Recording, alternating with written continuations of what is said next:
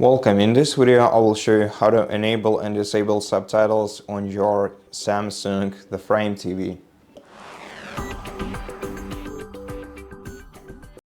So first of all, select the source for which you want to enable or disable subtitles, because for some sources you cannot do this.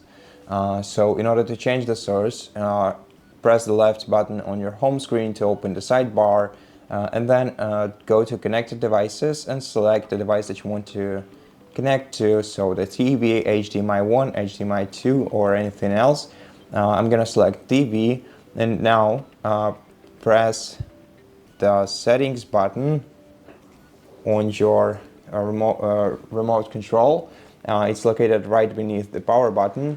Then you have to select settings, press OK, and now in the settings menu navigate to subtitle option, and then you can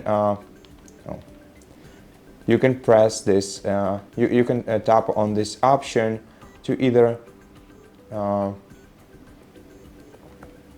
change it to either preferred or preferred with hearing impaired additionally. So that's basically how you enable or disable subtitles on your smart TV. Thank you for watching this video. If you liked it, please consider subscribing to our channel, leave us a like and a comment below, and I'll see you in the next one.